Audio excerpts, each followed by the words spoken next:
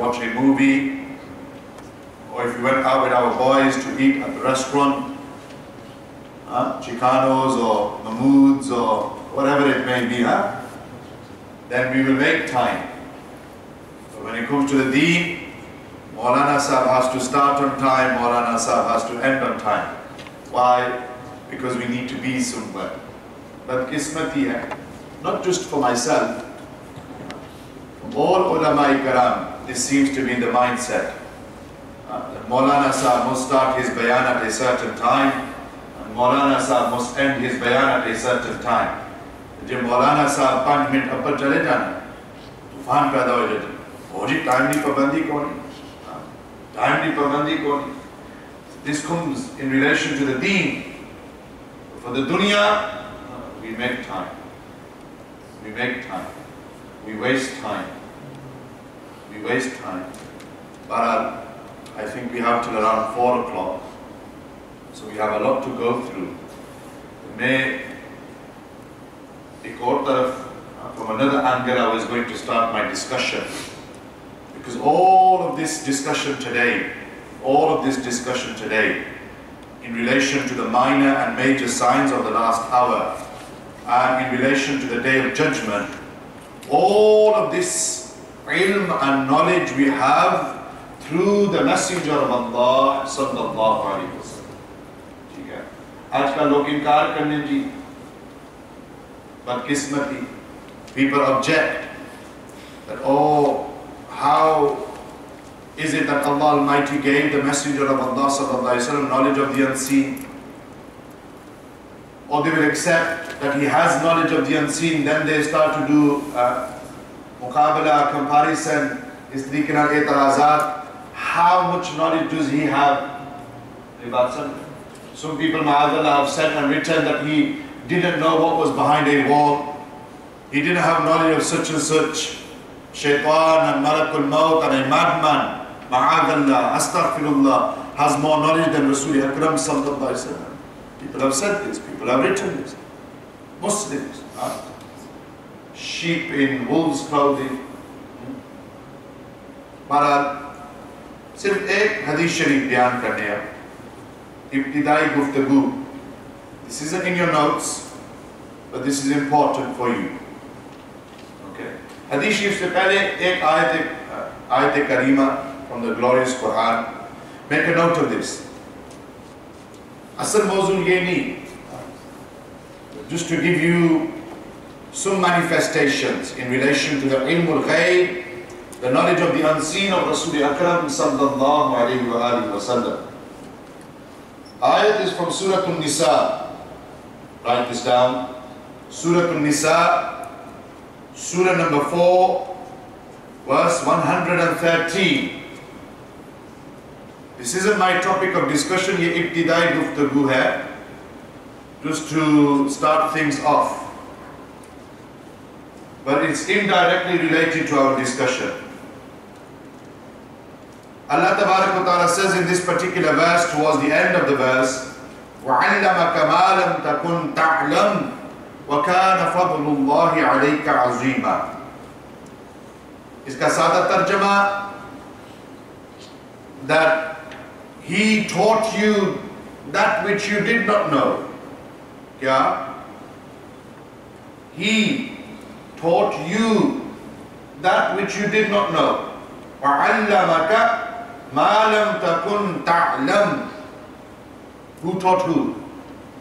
Allah taught the Messenger of Allah sallallahu alaihi wasallam. Huzur jane jana, Tajdar Madina Rasul Akram sallallahu. Ar-Rahman allama al-Quran.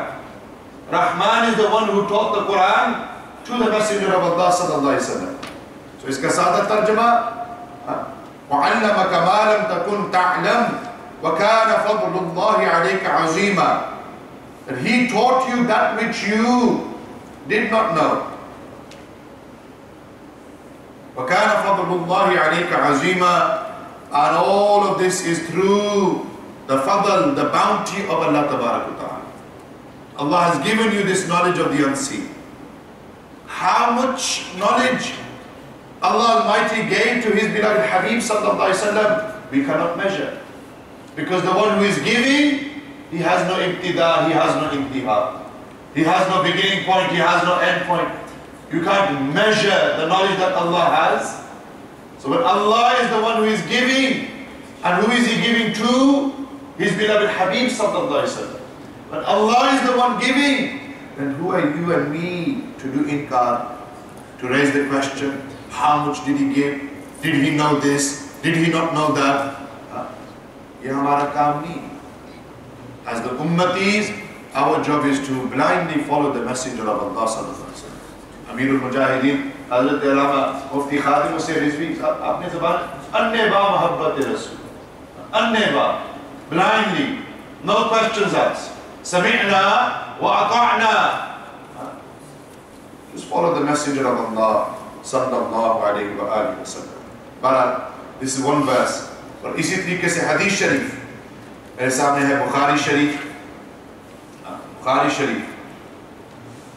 सही बुखारी.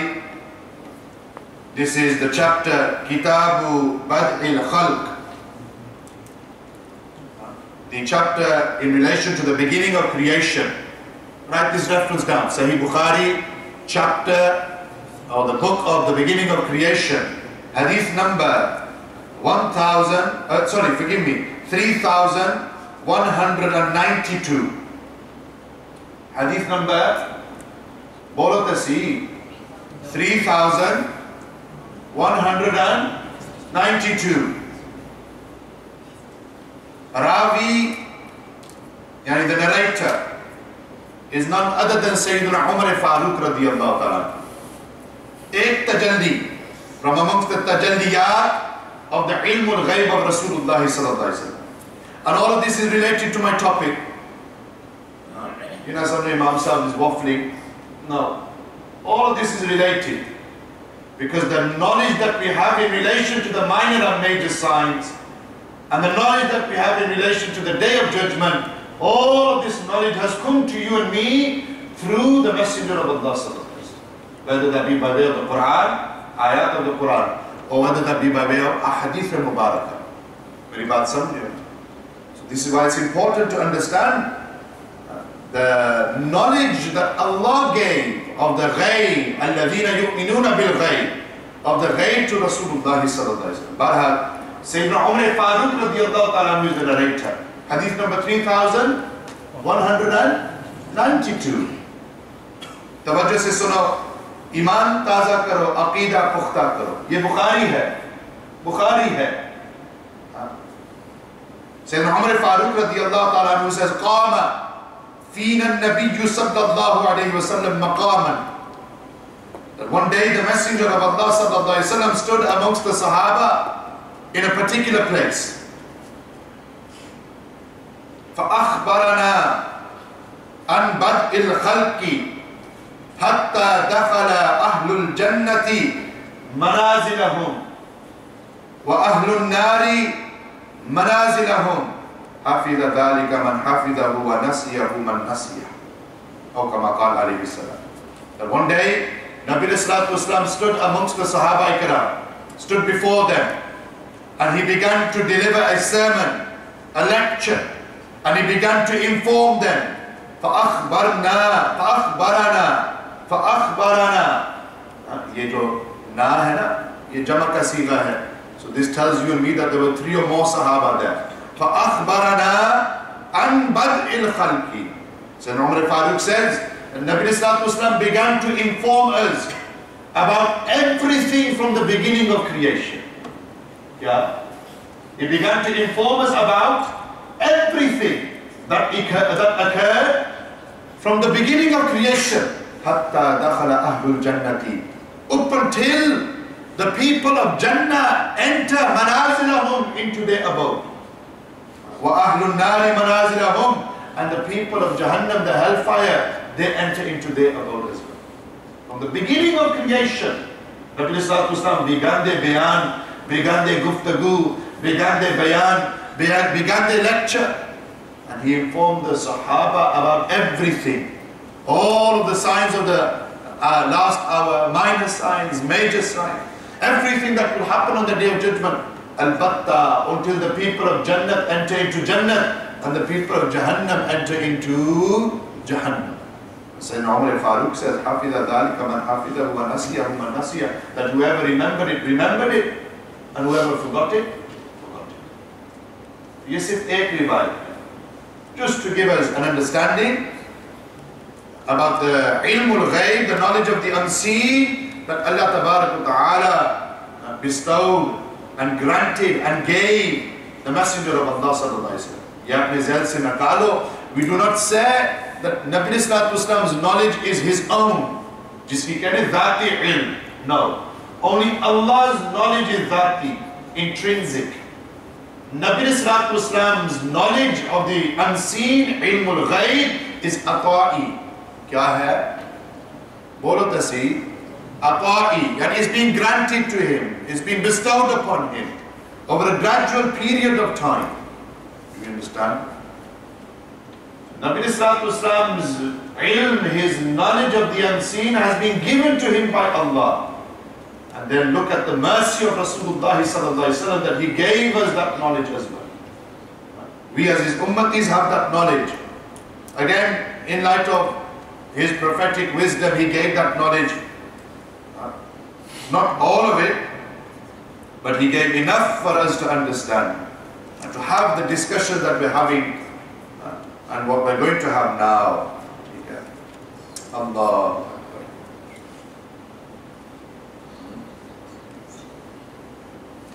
वैसे उसूल बरकत के लिए second hadith sharif, Sahih Muslim Sharif की रिवायत है. Yesterday was the 17th of Badr, the 17th of Ramadan, should I say, which marks the date of the Battle of Badr. And we know the night before the battle, Nabi Islam went with Sayyidina Abdullah ibn Mas'ud radiyallahu ta'ala anhu, Sahibun Na'layni wal Miswaq, and he inspected the battlefield. And hada masra'u fulanin wa yada'u yadahu ala al-ardi. Nabi Islam began to point out certain places on the battlefield the night before. And Nabi Islam said, such and such a person, he will die here.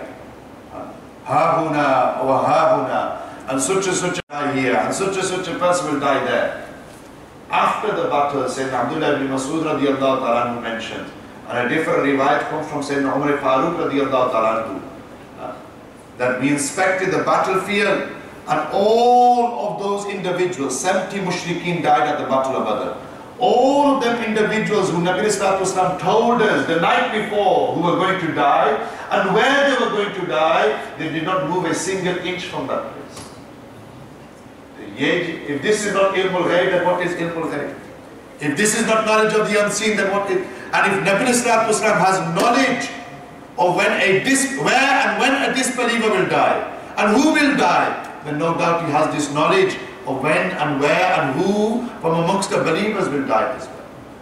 All of this is within the knowledge of Rasulullah sallallahu alaihi wasallam. But ye ibtidai guftagu si, one verse of the Quran or one hadith sharif from Bukhari, and then we've just mentioned one for Usul Barakat from Sahih Muslim Sharif as well. Coming towards the topic, the signs of the last hour. The signs of the last hour. As you can see in your notes, just as everything has an appointed lifespan, لِكُلِّ أُمَّةٍ أَجَلٍ, and when that time is over, that individual, that thing perishes. Whether it be a human, whether it be a jinn, whether it be an animal, whether it be any aspect of the creation of Allah Tabarak wa Ta'ala. Okay? Anbiya, Mursaleen, Awliya, Sahaba. No doubt every makhluk, every creation of Allah has, or if not will, taste death. Kullu nafsin dha'iqatul maut. Yes? And everything has an appointed lifespan. You don't live for a moment more, you don't live for a moment less. Mere walid sahab ka misal le, he lived for 50 years. Passed away on Tuesday, the 8th of May 2018 at 2:45 p.m. Not 2:44, not 2:46.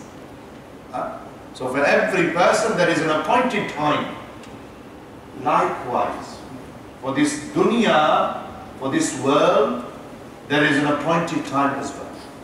And when that time is completed, the world will perish. كل من عليها فان ويبقى وجه ربك ذو الجلال والإكرام فبأي آلاء ربكما تكذبان. No doubt, when the trumpet will be blown by Sayyiduna Israfil with an S, Israfil alayhi salam, the earth, the skies, humans, animals, and all of Allah's creation will perish, will cease to exist, except for, and Shaykh Ahmad ibn Zaini al-Dahlan mentioned here, except for 7 exceptions, 7 things.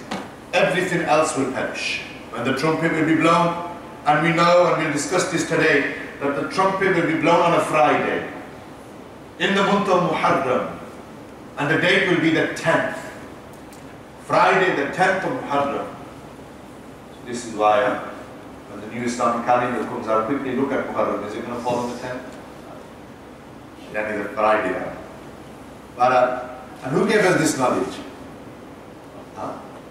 We Maulvi Sahib? We Imam? We Sufi? We Peer? We no. This knowledge of when, the only thing we don't know is the year. Because if we knew the year, then we will do Masti all the way up until that year. And then Masjid, let's say for example 2030. I'm not making a prediction in our body to say I did carry Imam Adil's prediction for when Qiyaamat will be. No. For example, yes, for example, 2030. That means up until 2029. Mojai. Chill maro. Danger, roll it, whatever it is. And then we know 2030, trumpet will be blown, then we can do tawbah. No, it doesn't work now. This is through the Karam Nawazi of Rasulullah sallallahu alaihi wasallam. Huzur Jani Jana's rahmat upon you and me, upon his ummah, that he told us the trumpet will be blown on a Friday, and the trumpet will be blown on the 10th, and the trumpet will be blown in the month of Muharram al-Haram, the first month of the Islamic calendar. This is Yawm al-Ashura, the day of Ashura. So there are 7 exceptions to this. Yeah? There are 7 exceptions to this. But when the trumpet will be blown, should I say, everything shall perish except for 7. Write these 7 down. Number 1, the Arsh of Allah Tabarak wa Ta'ala. That will not perish. Allah's throne. Arsh-e-Ilahi. Are we writing this down? Or we text this? Those who don't have notes, I don't understand. Have we not printed enough out? Or you have plenty of notes if you distribute them, because it seems like a bit shy, huh? Whatever spare notes we have, if you distribute them, the taqseem of them. So the first thing that will not perish is the throne, Allah's Arsh. Number 2, the kursi, the footstool. The footstool.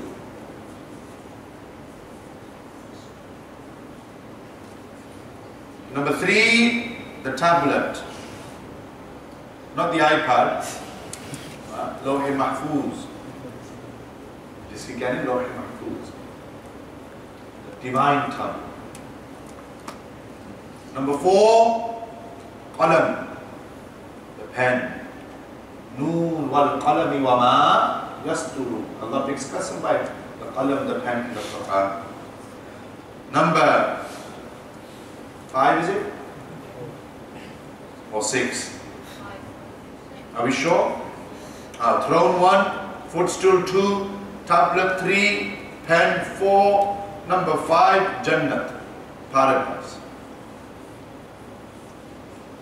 So when we say the trumpet will be blown, everything will perish except for these 7. Number 6, opposite of Jannat is Jahannam, the hellfire. Where that is, how we don't need to occupy our minds with that. This is in the Qudrat of Allah Tabarak wa Ta'ala. Ena wo qadi log ko chuswa kisra. This right, Allah will do that. Or number 7, the arwah, the souls. They will not perish. Alim al-Illiyin, Alim al-Sijjeen. Yes. So these 7 things will not perish. These are the exceptions. Everything else finished. And when this happens, this is what we refer to as Qiyaamat. Not Yawm al-Qiyamah, Qiyamah itself. Qiyamah is of 2 parts. As-Sa'atu, the last hour, yani the signs, the minor and major signs that lead up to that point. And then the second part, which is when the trumpet will be blown the second time, 40 years after the first time. And then everyone will gather on Maidan-e-Mahshar. We're going to come to that, inshallah. Building up to that point. And just as we see certain signs before a person's death, like severe illness, the pangs of death, the apparent state at the time of the soul exiting the body, similarly prior to the day of judgment there are signs that mark its coming. Yes. And these signs are of 2 types. And this knowledge is undeniable. You know what I went through? I wasn't waffling. Yes? This knowledge of the signs of the last hour is something undeniable. This knowledge we get from the Quran. اقتربت الساعة وانشق القمر. Allah Tabarak wa Ta'ala says at the beginning of Surah Al-Qamar that the hour is close and the moon has been split. That famous mu'jiza and miracle of Rasul Akram Huzur Jane Jana Tajdar Madina Rasulullah sallallahu alaihi wasallam. When Nabi sallallahu alaihi wasallam simply did ishara towards the moon and with his blessed finger, and the moon split into 2. We've heard about that miracle, yes? That is in itself a sign of the last hour. Likewise, Nabi sallallahu alaihi wasallam leaving this dunya, doing zahri parda from this dunya, this is also a sign of the last hour. And all of this knowledge is undeniable. जिसकी कहते हैं ना इल्म क़त्ई, एक है इल्म ज़न्नी और एक है इल्म क़त्ई. The signs of the last hour, some of them fall into ilm qat'i, yani definitive knowledge. It's undeniable. And it's a part of iman, it's a part of faith. If a person doesn't know, then that's ignorance. But if he does know, if she does know, and she chooses to ignore it, then that's arrogance. This knowledge is undeniable. And we've given some proof of that. Okay? And these signs can be divided into 2 types. If you've not already picked it up, for your benefit, it's on the board. Minor signs, जिसकी कहते हैं अलामात सुगरा. क्या? बोलत ऐसी अलामात Sughra. Sugra, which are minor signs. And then we have alamat kubra. Sugra, kubra, 2 systems. Alamat sugra or alamat kubra. Minor signs and major signs. Yes, minor and major signs. The minor signs are general descriptions that are more open to interpretation, whereas the major signs are definitive events that will occur. Belief in these signs is a part of Iman. Middle of page 1, I'm reading from there. Belief in these signs is a part of Iman, a part of faith. Okay? And I've quoted within your notes there an extract, al-batta a point from Al-Aqidat al-Tahawiyya of Imam Abu Ja'far Ahmad ibn Muhammad al-Tahawi, rahimahullah ta'ala. They said that we believe in the signs of the last hour. ये अकीदे की बात है ना, ये कोई रात पार की बात नहीं. This is a juz of Iman, a part of Iman. People don't have this knowledge today. Sadly and unfortunately, we're all caught up in our own lives. Nafsi, nafsi ka alam. We can't spare 2 hours to come into the masjid and study our deen. And then before we know it, we've reached an age where it's too difficult to study, too difficult to learn. Riazat के यही दिन है, बुढ़ापे में कहाँ हिम्मत, जो करना है अभी कर लो, अभी नूरी जवान तुम हो. Now is the time to seek knowledge. Now is the time to become firm upon the sirat al-mustaqim. When you get old, things become difficult. But these are undeniable signs of the last hour.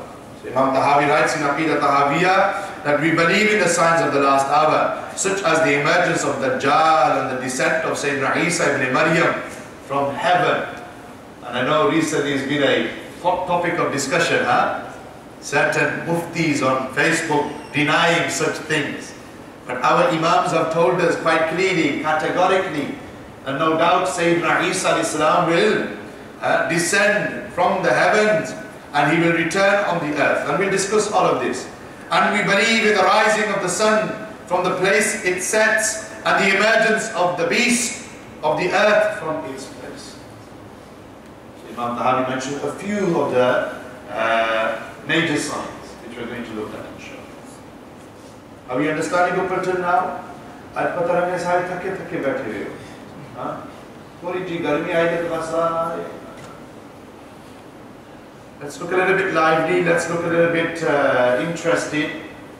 So ye tamheedi guftagoo si, coming towards some of the minor signs. Some of the minor signs. Okay?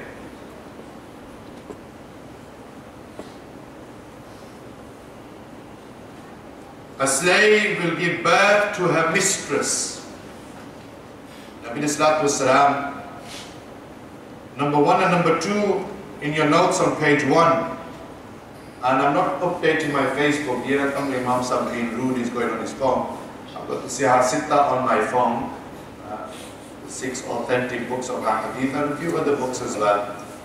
So I'm just taking the narration from Imam Nawawi's Arba'een. जिसकी कह रहे ना Hadith Jibreel. Tabil riwayat hai, time doesn't permit to go into the full narration. But again, Sayyidina Umar Farooq mentions, Ravi Sayyidina Umar, بينما نحن جلوس عند رسول الله صلى الله عليه وسلم ذات يوم. One day the Sahaba was sat with Rasulullah صلى الله عليه وسلم. إذ طلع علينا رجل شديد بياض الثياب.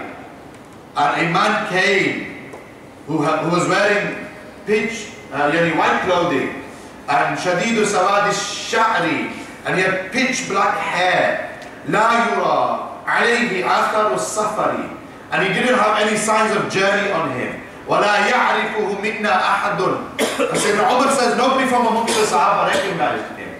Hatta jalasa ila an-Nabi sallallahu alayhi wa sallam. He came and sat next to Rasulullah sallallahu alayhi wa sallam. فأسند ركبتيه إلى ركبتيه. He placed his knees next to the knees of Rasulullah sallallahu alaihi wasallam. ووضع كفيه على فخذيه. And he placed his hands upon the blessed thighs of Rasulullah sallallahu alaihi wasallam. Then he began to ask a series of questions. Ya Muhammadu, akhbirni anil Islam. That, oh Muhammad, inform me, what is Islam? Nabi Sallallahu Alaihi Wasallam said, Al-Islamu an tashhada an la ilaha illallahu wa anna Muhammadan Rasulullah sallallahu alaihi wasallam wa tuqima as-salata wa tu'ti az-zakata wa tasuma ramadana wa tahujja al-bayta in istata'ta ilayhi sabila. जिसकी करें 5 pillars of Islam: Shahada, Salah, Zakat, Sawm or Hajj. Nabi Sallallahu Alaihi Wasallam gave the jawab. Then the individual who was asking the question, he goes, Sadaqta, you have spoken the truth.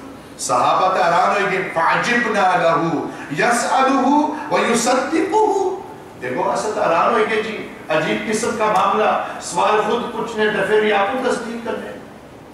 He's asking the question, then he's verifying the answer. But he asked the second question, fa'akhbirni anil iman. That, oh Muhammad, tell me what is iman. And Nabi Sallallahu Alaihi Wasallam replied, أن تؤمن بالله وملائكته وكتبه ورسله واليوم الآخر وتؤمن بالقدر خيره وشره. Nabi Sallallahu Alaihi Wasallam mentioned 5 out of the 7 pillars of Islam. Okay, 6 out of the 7 pillars of Islam. Sadaqta.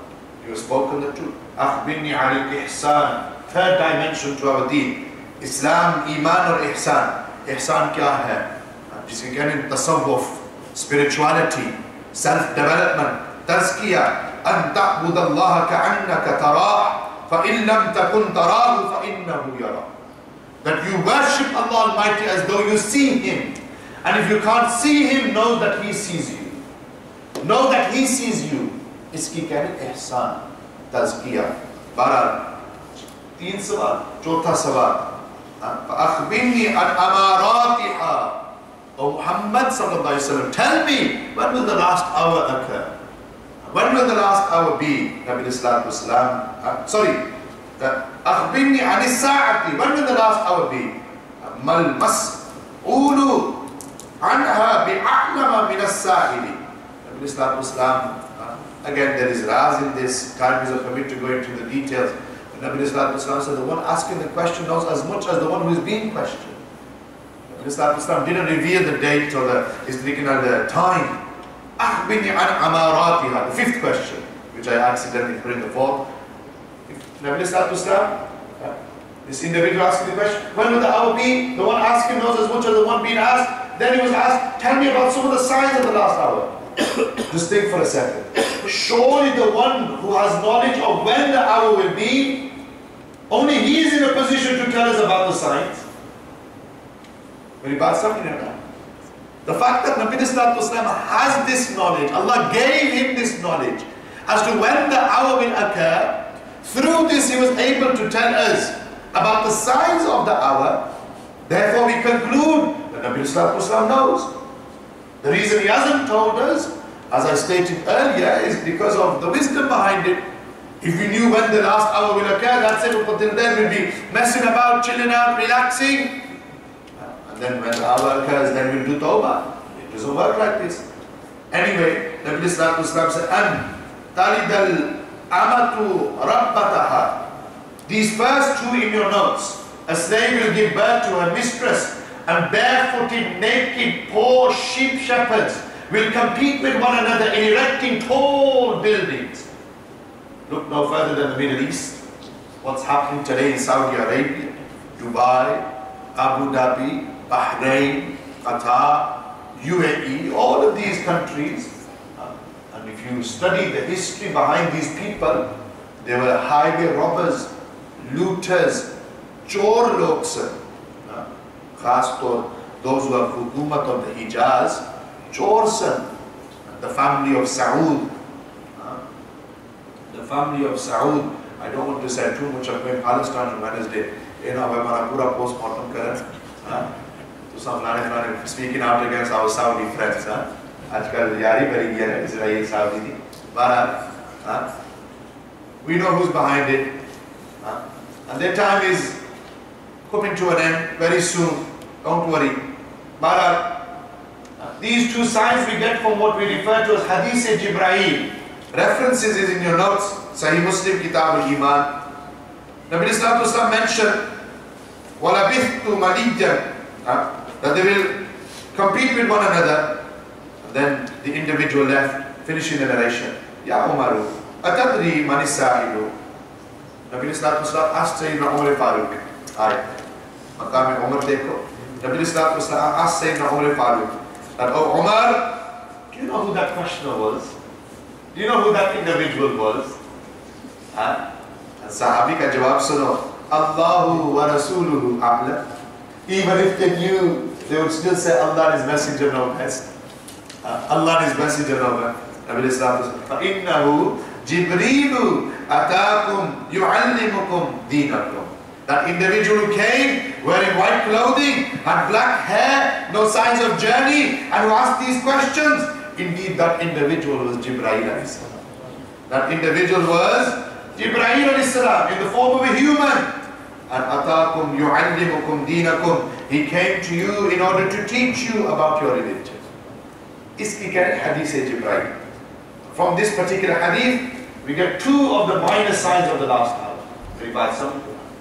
Number 3, knowledge will be lifted. Knowledge will be lifted. Though what's in the notes probably doesn't conform with what is on the board. Yes? Sometimes my notes will get a bit showing on it. So we'll stick to what's in the notes. What's on the board is on the board. Number 3, there will be an increase in earthquakes, calamities and natural disasters. Number 4, an increase in illnesses that were not known to previous people. Cancer, HIV, AIDS, Ebola. Nobody knew about Ebola 10 years ago. But now it's a very common disease, very common illness. Yes. So this is a sign of the last hour. Isn't say people will appear claiming to be prophets. Nabi Islam told us that there will be 30 Dajjals, lesser deceivers, all claiming to be prophets. Despite the fact that prophethood has ended with our Lajpal Nabi Kareem Rasul Huzur Jane Jana Rasul Akram Sallallahu Alaihi Wasallam. From amongst these lesser deceivers, we have Musaylama al-Kadhdhab, Musaylama the great liar, who Sayyidina Abu Bakr as-Siddiq and the Sahaba Ikram fought against at the Battle of Yamama. Aswad al-Ansi, Mirza Ali Muhammad Bab, Mirza Ali Hussein Bahaullah, or Mirza Ghulam Ahmad Qadian. Yes. And then we have those who are still yet to come. Still yet to come. These are some of the lesser, deceitful liars who have claimed to be prophets, ma'adallah. Remember, our Nabi, our Rasul, he is Khatamun Nabiyyin. He is the last and final prophet of Allah. مَا كَانَ مُحَمَّدٌ أَبَا أَحَدٍ مِّن رِجَالِكُمْ وَلَكِنْ رَسُولَ اللَّهِ وَخَاتَمَ النَّبِيِّينَ. Nabi Islam is the last and final prophet of Allah. Baral. Isidli ke say, number 6 in your notes, there will be a rise in ignorance. Jahalat will be everywhere. And write this term down. We are today living in a time and age that the ulama refer to as the age of compounding ignorance. Jiski kehne jahal murakkab. Kya? Jahal murakkab. Compounded ignorance. What does this mean? This means we are ignorant of the fact that we are ignorant. That's the day and age we are living. Compounded ignorance. And all of this is from one particular narration. What you find on the board 3, 4, 5 and 6, which is in your notes. All of this is in one narration, again in Bukhari Sharif. References are in your notes further on. Yeah, hadith number 80 in Bukhari. Sayyidina Anas bin Malik is the Ravi. The Nabi Islam said, Inna min ashrati sa'ati. Again, this knowledge comes from Huzur Jane Jana Rasul Akram Sallallahu Alaihi Wasallam. Nabi Islam said, indeed, from the signs of the last hour, and yurfa al-ilmu, knowledge will be lifted. How will knowledge be lifted? As you can see on the board, God-fearing scholars will pass away. Ulama Rabbaniyun, ulama of the Ahl Sunnati wal Jamaat, and ignorant people will become religious leaders. Certain muftis, and maulanas, and ustads. I don't want to to mention the names. Today, this morning, my brother was telling me that Maulana Tariq Jameel, another controversial clip is going viral. He says something about Sayyidah Aisha radiallahu anha. I said, okay, maybe you're not affected by that. I know our youth certainly are inspired to an extent by Mufti Meng, Ustad Nu'man Ali Khan, and other little speakers like this as well. These individuals we should stay away from. True knowledge lies with the ulama of the Ahl Sunnati wal Jamaat, who are the true warifin of the Anbiya. Bahral, मैं उस तरफ ना जाना चाहता. And yurfa al-ilmu, knowledge will be lifted. وَيَثْبُتَ الْجَهْلُ, and ignorance will be prevalent.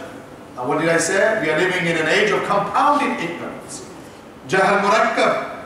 وَيُشْرَبَ الْخَمْرُ, drinking alcohol, consumption of alcohol will be widespread.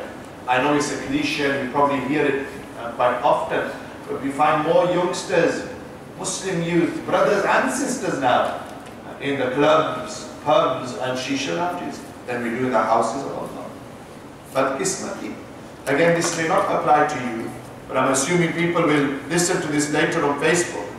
Those who are going down this route and taking this course of direction, I implore you, I encourage you to come back to the way of Allah and His Rasul sallallahu alaihi wasallam. That is not a life to live. Dog's life. Caught up in the rat race. We find that amongst our youth, unfortunately, not just alcohol but drugs as well. Our Muslim youth at the forefront of buying and selling drugs. What's been happening recently in Birmingham, gang warfare between Muslim brothers in the month of Ramadan.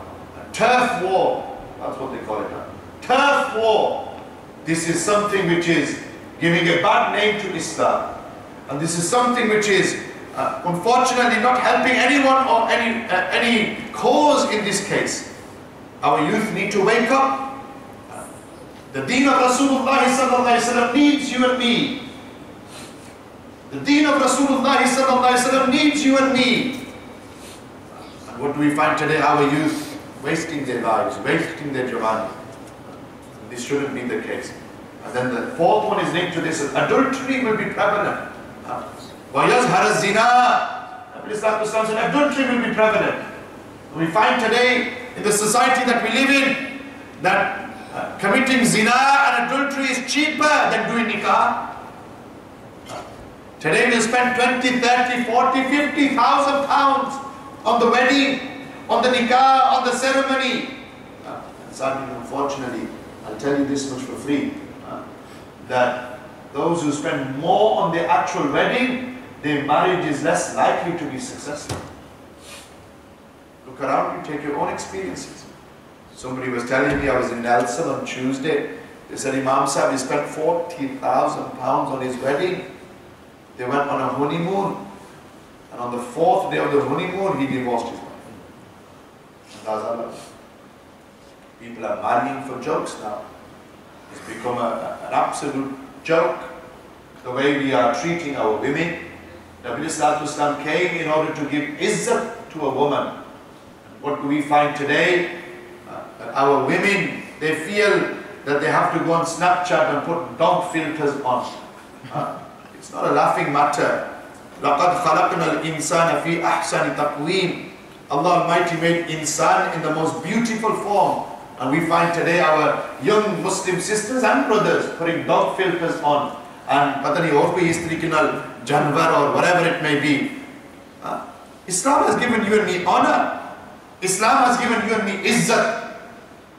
We don't need Snapchat and other social media outlets in order to make ourselves feel good, in order to make ourselves feel wanted. If you want to be satisfied and if you want that itminanul qalb, then take your head, place it on the ground and say Subhana Rabbiyal A'la. Engage your time in the dhikr of Allah. So we find today society, yehi Qiyaamat ki nishani hai. And all of these signs that we are going through, 95% of them have already transpired. Don't bury your head in the sun. All of these things are happening around us. Sadaqta ya Rasulullah, Nabi Sallallahu Alaihi Wasallam spoke the truth. We need to wake up. There will be an increase in murder and oppression, going back to the notes. There will be an increase in murder and oppression. And is tarike se, we've seen that recently in Birmingham. Stabbings in broad daylight. Muslim youth bleeding to death. Whatever it is, I'm not going to graphically portray that or place that in front of you. But we are all watching for what's happening in our societies, in our communities. We need to bring about a change within ourselves. And then within the people around us, إِنَّ اللَّهَ لَا يُغَيِّرُ مَا بِقَوْمٍ حَتَّى يُغَيِّرُ مَا بِأَنفُسِهِمْ. Allah will not change the state of a nation until those individuals begin to change themselves. Ask yourself, what am I doing for this deen? What are my sacrifices for this religion? We think, jidas pon jume ke din labrayo re masjid wale hamari khidmat puri hoi gayi. And I was talking about this yesterday in Batni, and I've been mentioning this whenever I get an opportunity. Walidain, those of you who are parents, And those of you who have been blessed with children, you have a greater responsibility than any other person in this community and society. Your children are your responsibility. كُلُّكُمْ رَاعٍ وَكُلُّكُمْ مَسْئُولٌ عَنْ رَعِيَّتِهِ. And you will be asked about this responsibility on the day of Qiyaamat. Not just about having kids, it's about nurturing your children. It's about doing tarbiyat of your awlad.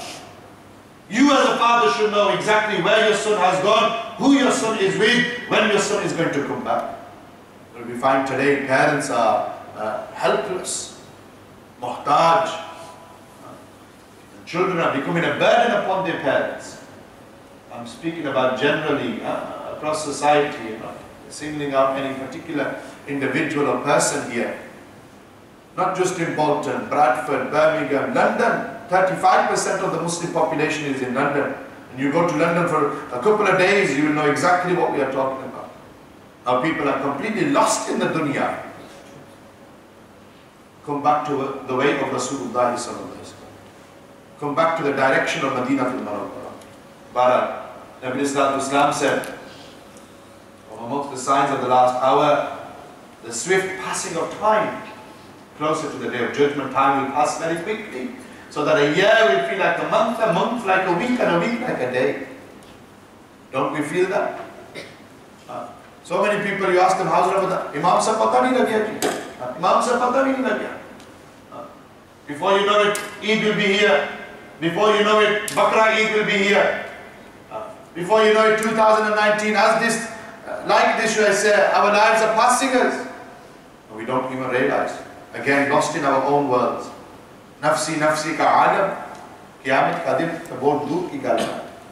Ulama alim mention nafsi nafsi ka alam isi dunya. And we find that today.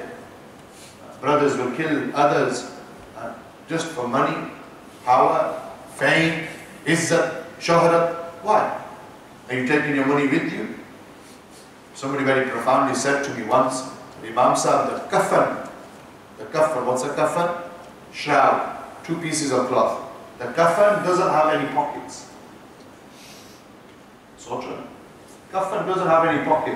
Now I've got pockets, but I've got money, I've got my car keys, I've got my tasbih, I've got my bank card, whatever we think is valuable to us, we keep in our pockets. But when we die, and if the kafan is in our naseeb, you are in naseeb which means if the kafan is in our naseeb, that kafan will not have pockets. Meaning, don't chase something which is temporary, something which will remain behind. Rather, فَفِرُّوا إِلَى اللَّهِ. The Quran mein hai na, فَفِرُّوا إِلَى اللَّهِ. Run towards Allah Tabarak wa Ta'ala. Run towards Allah Tabarak wa Ta'ala. Like this. Page 2, disgraceful and sinful people will become chiefs and leaders of the Muslims. This is number 11, second one down on page 2. Second one down on page 2.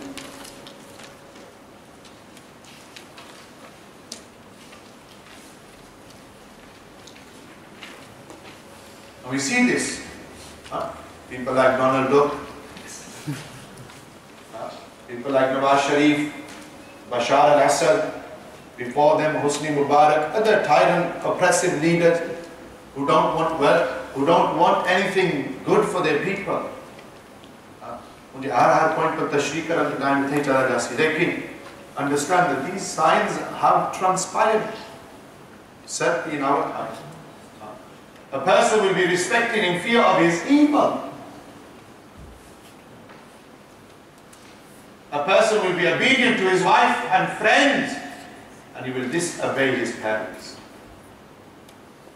I hear of stories, I kid you not, of children swearing at their parents, answering their parents back, being disrespectful to their walidain. Quran says you don't even say uff to your mother and father.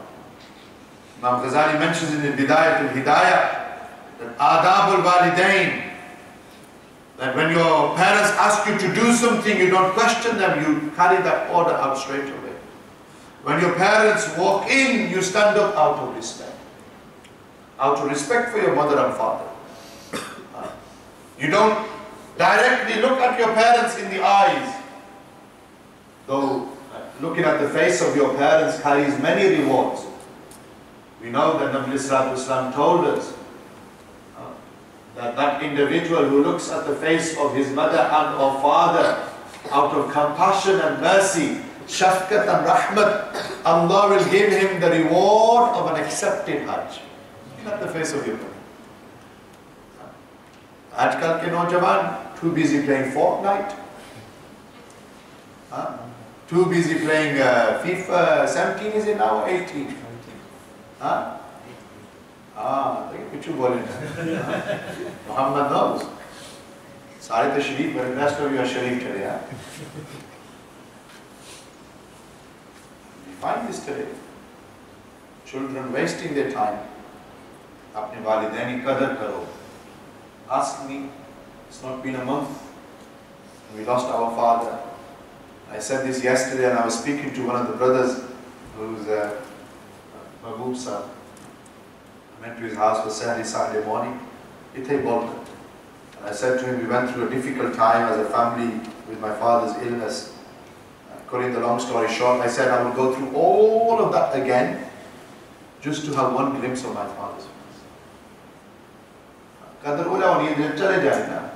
You appreciate them, you value them when they leave the dunya. By then it's too late.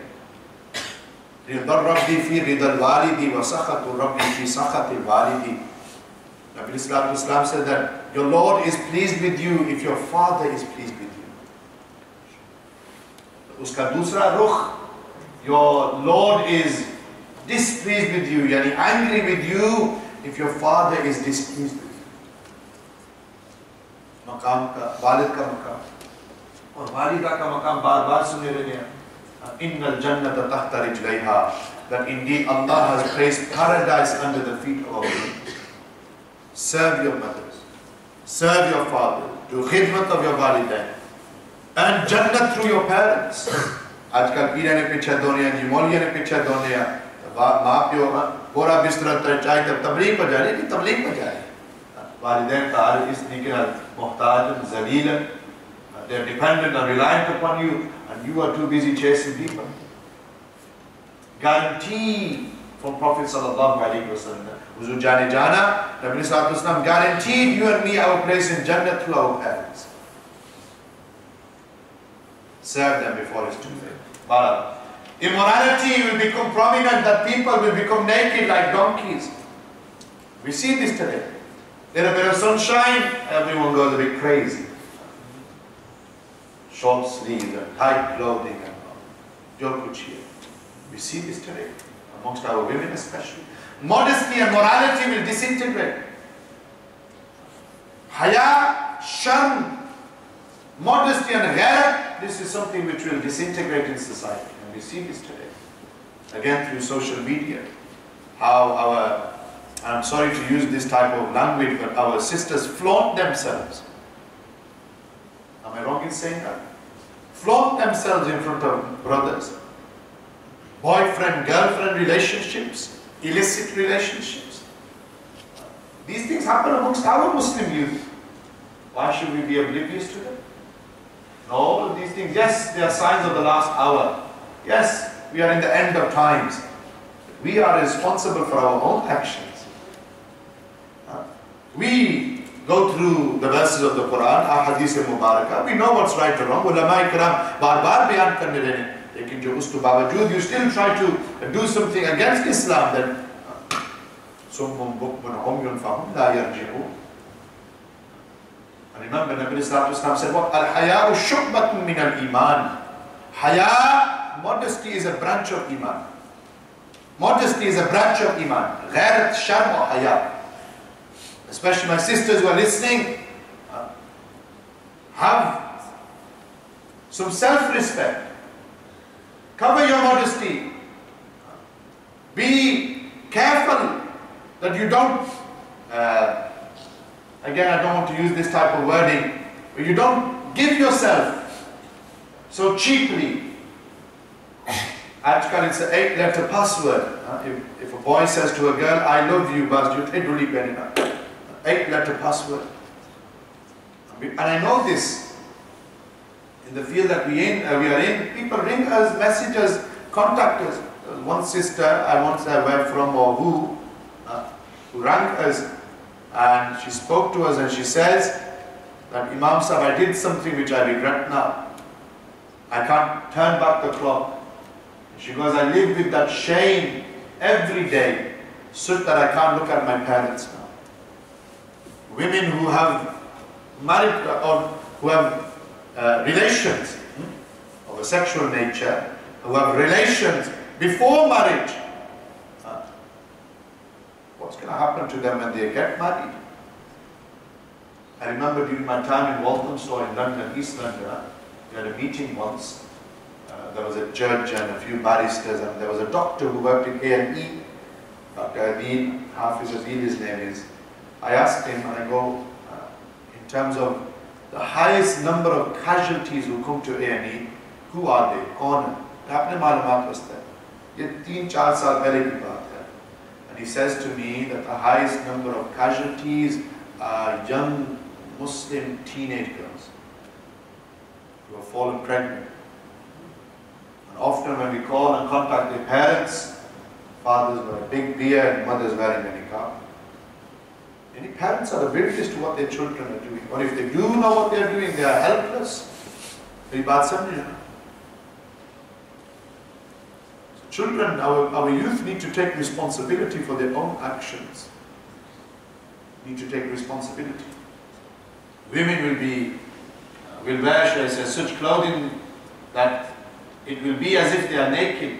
Such women will not enter paradise. Nabi Islam saw the inhabitants of Jannat and the inhabitants of Jahannam. Ye Tirmizi Sharif ki riwayat hai. Nabi Islam said the inhabitants of Jannat, most of them will be from amongst the fuqara. And the fuqara, the poor people. And most of the inhabitants of Jahannam, aktharun nisa. Aktharatun nisa. Most of them will be women, occupants of Jahannam. Our women should value their integrity. But wealth will be widespread and abundant, but the payment of zakat will be considered a penalty and a burden. You see this today. Maulana Sahib, ye mera masla hai, maine zakat dena. I'm not satisfied with that Maulana Sahib, we'll go to the next Maulana Sahib.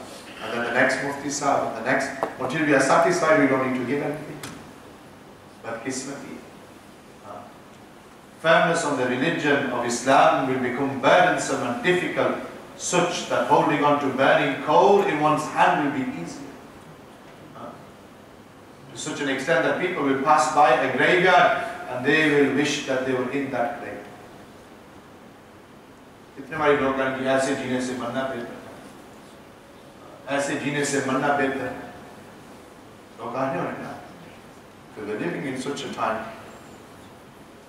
But like this, before we get to the major signs, there's some here in the notes. There will be worldly talk and lots of noise in the masajids. We see this today. Babe sitting, talking about cricket and politics and all sort of things in the masjid, laughing and joking. Islam said the one who laughs in the masjid darkens his grave. And the one who talks without necessity wastes his good deeds just as fire burns wood. There will be more women than men. False testimony, follow this in your notes, number 21 this is. False testimonies and a breaking of family ties and relations will be prominent. There will be a great amount of illegitimate offspring. People will take pride upon high and grand mansions and housing. Men will stop wearing the amamas, turbans upon their heads. Women will dress and appear like men. And men will dress and appear like women. Today they talk about transgender rights. Islam gives no ahmiyat to transgenders. Allah has given you that life. If you're a man, you're a man. If you're a woman, you're a woman. Born in the wrong body. What a lot of nonsense. Huh? Religious knowledge will be learned not for the deen but for worldly achievements. And like this, there are other signs within your notes as well.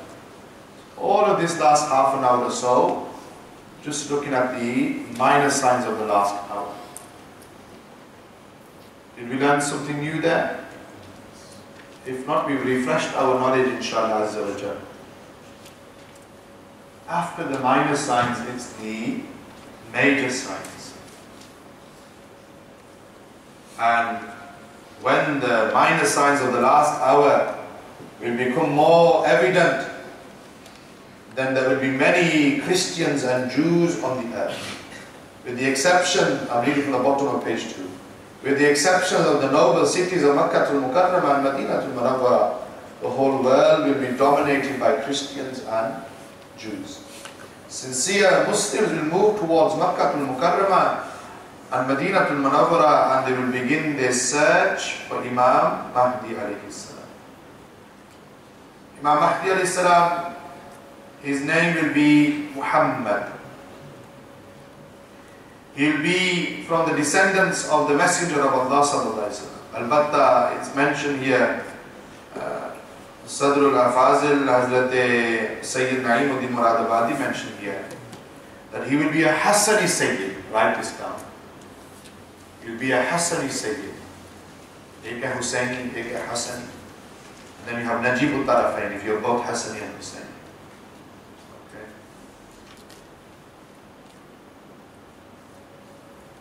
His father's name will be Abdullah, his mother's name will be Amina. He will be a resident of Madinah al-Munawwarah.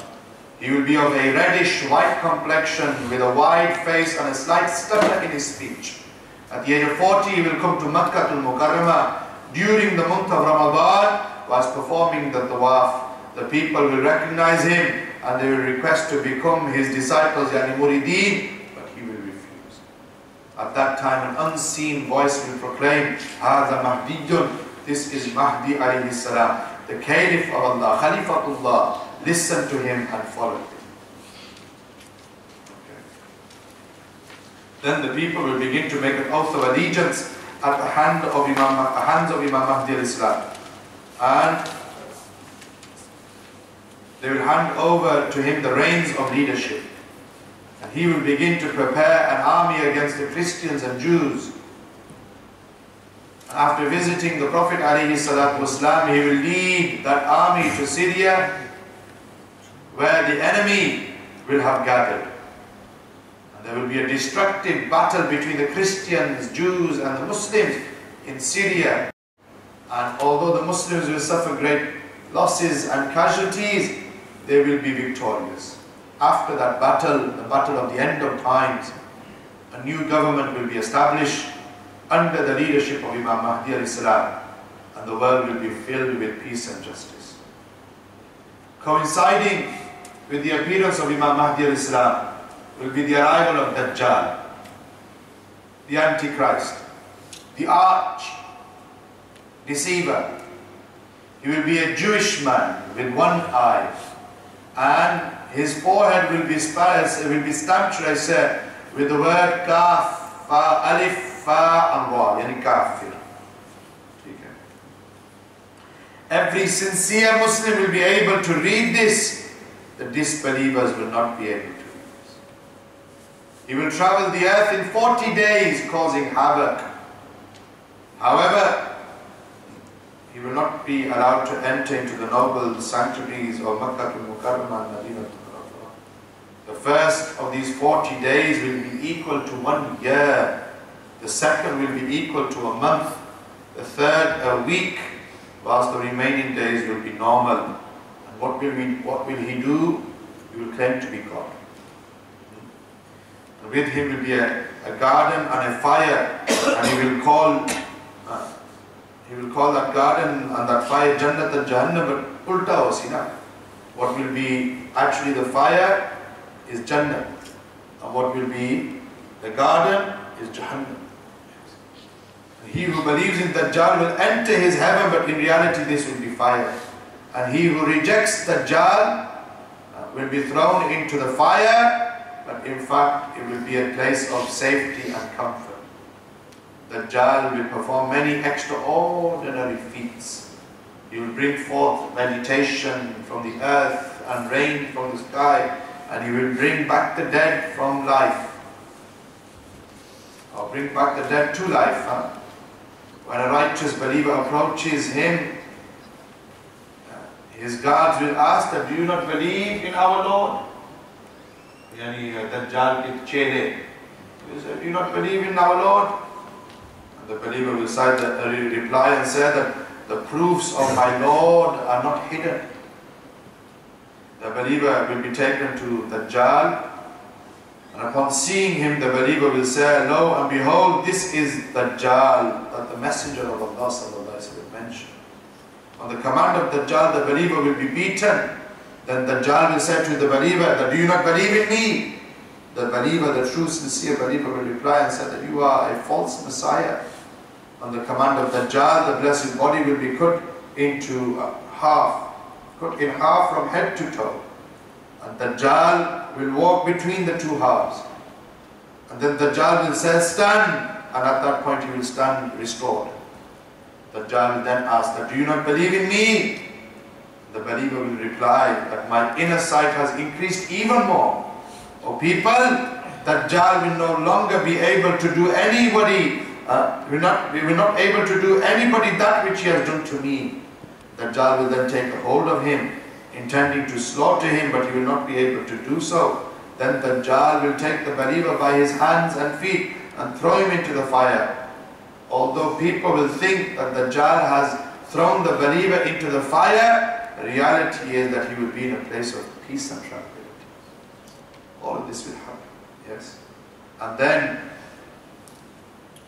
those who believe in him will experience unprecedented prosperity and fortune, and those who reject him will be extremely poor. After failing to enter into the holy cities, he will head to Syria. So Dajjal will be the commander-in-chief of the army of the Christians and the Jews. And who will be the leader and the commander-in-chief of the army of the Muslims? Imam Adil Shahzad. And this will be the battle at the end of times. During this time we will have the descent of the Prophet Isa alayhi salam. Yes. Imam Mahdi alayhi salam will be busy in Damascus preparing, page 3, for the battle with Dajjal. One morning when the takbir for the Fajr Salah will be taken and will take place, the Prophet Isa alayhi salam, with his hands on the wings of 2 angels, wearing yellow-colored clothes with splendid appearance, will descend upon the eastern minaret of the central masjid of Damascus and will follow Imam Mahdi alayhi salam in the prayer. Let me give you a reference to this as well. You have to log shararat karne na. Ye sahi riwayat hai. Sahi riwayat. Sahi Muslim Sharif ki riwayat. But as I'm looking for the reference. Here we go. Kitabul Fitnati wa Ashratu Sa'ati, the book of tribulations and the portents of the last hour. All of these things Nabi Sallallahu Alaihi Wasallam has informed you and me about. Okay. Huzur Jane Tajdar Medina Rasul Akram Sallallahu Alaihi Wasallam told us about these signs of the last hour. In particular, the descent of Sayyidina Isa alayhi salam. Sayyidina Isa alayhi salam. Durood Sharif, Allahumma salli ala Sayyidina wa Nabiyyina wa Shafiyyina wa Mawlana Muhammadin adada ma dhakarahu al-dhakiruna wa ghafala an dhikruhu al-ghafilun. As-salatu was-salamu alayka ya Sayyidi ya Rasulallah wa ala alika wa ashabika ya Sayyidi ya Habiballah. Just before we get, Inna Allah Ta'ala laysa bi a'wara. Islam said Allah is not one-eyed. Ala wa inna al-masih ad-dajjal a'wara aw a'warul ayni ayni al-yumna ka'anna aynahu 'inabatun qafi'atun. When we said Dajjal will be one-eyed, we don't mean like a cyclops. Ajkal we have got minions, huh? Minions? Not like that. It will be that he will be blind in the right eye, and that eye will be like a floating grape, like this. Huh? This is how the Dajjal will appear, one-eyed. What will we have written on his forehead? Okay. And who will be able to read this? Only the believers. This is a very long book in Sahih Muslim.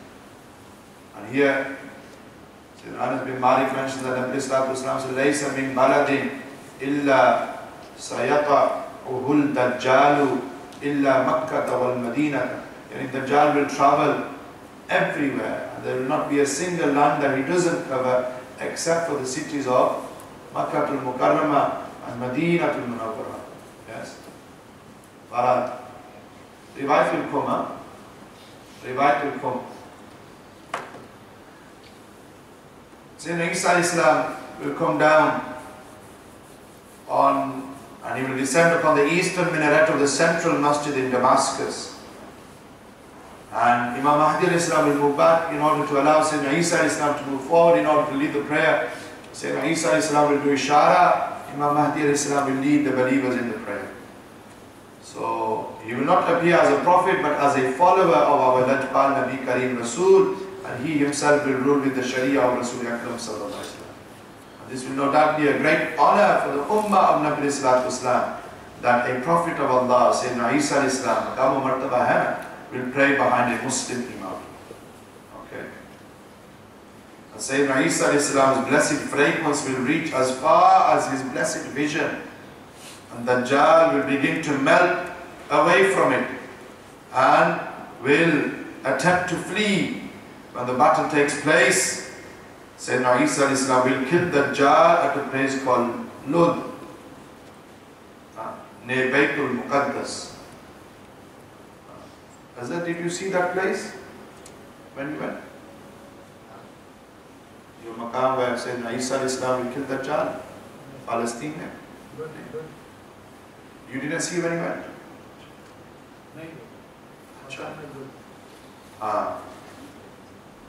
But plenty of details here in your notes.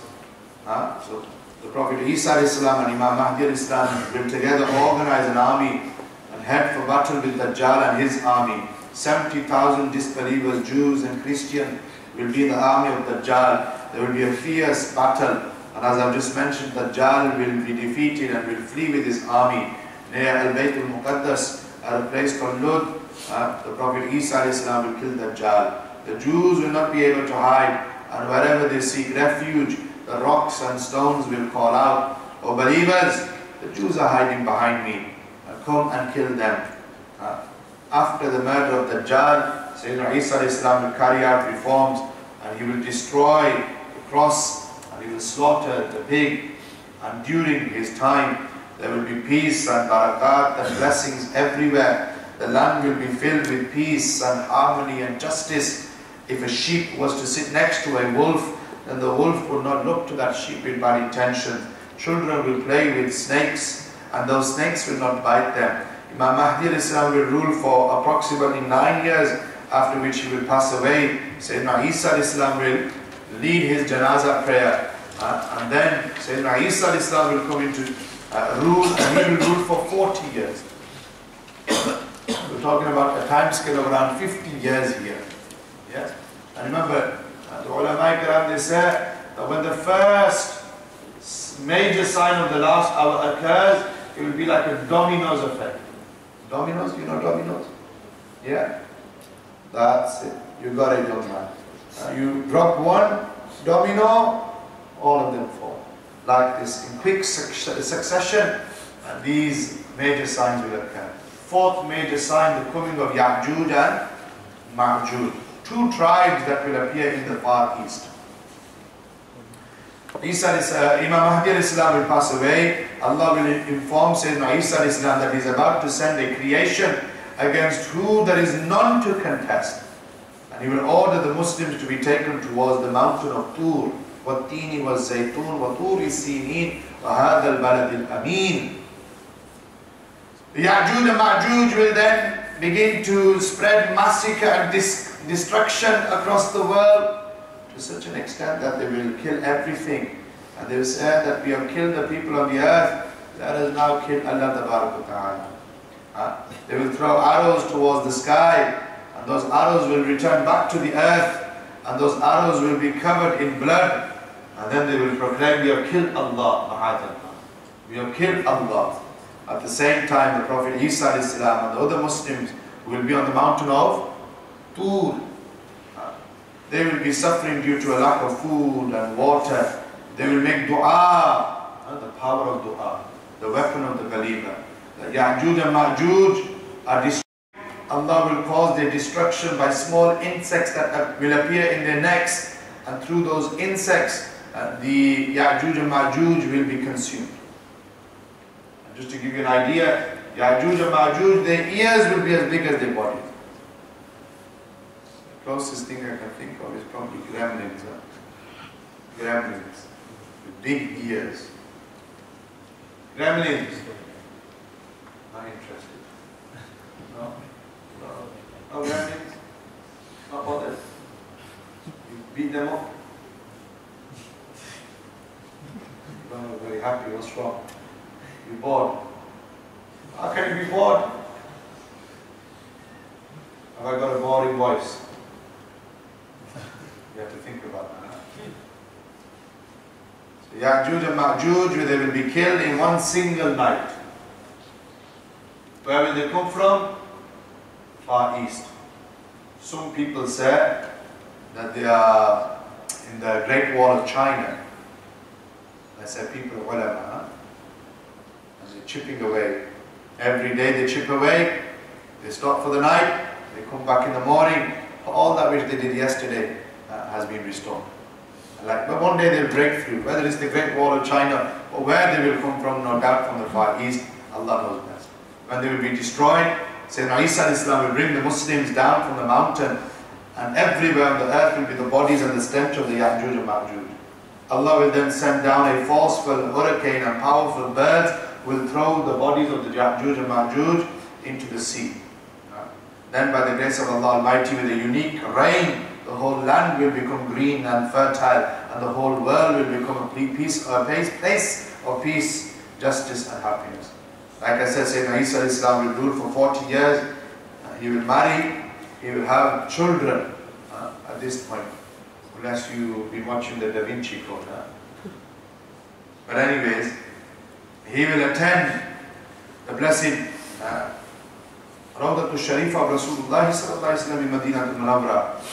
And listen to this carefully. He will present his salam to Nabi sallallahu alaihi wasallam, and he will receive a reply and answer from inside the resting place of Rasulullah. Subhanallah.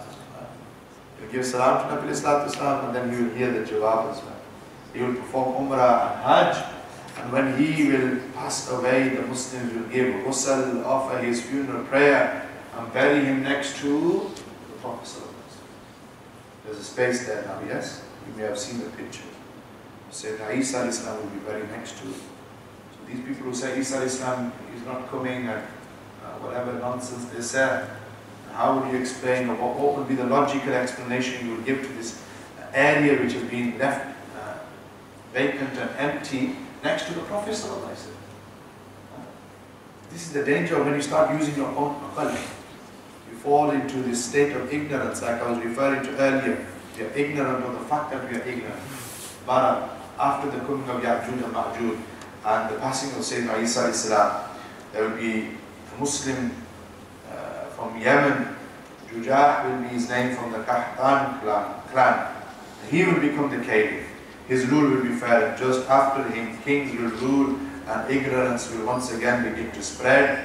Then from the sky, a special kind of smoke will spread across the earth, and there will be darkness everywhere, and this smoke will remain for 40 days. Okay. In your notes, it's mentioned that the appearing or the rising of the sun from the west is first, and then the appearance of an animal from the earth. Dabatul ard. Kya? Dabatul ard. The beast from the earth. But nevertheless, these will be formed amongst the major signs of the last hour as well. Page 5. The angel Israfil will then blow the trumpet on Friday the 10th of Muharram. Like we mentioned at the beginning, everything in and on the earth will perish. Nothing will remain. Nothing will remain. Okay? So 1 hour and 30 minutes later, we've done the first part of today's lecture. Maybe 30 minutes. I've still got to go to Nottingham. Anyways, we've got about 15 minutes. I won't take up too much time. Because if we don't finish it, it'll be another module, and I don't think we want that.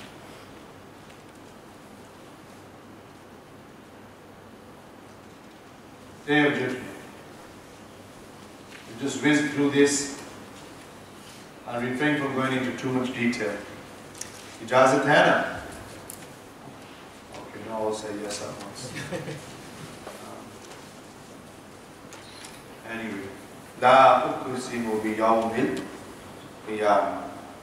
Now that we as Muslims believe that Allah Ta'ala has the power, the qudra to revive the dead from the grave and gather humanity and mankind on the day of judgment. Okay. Allah has this power.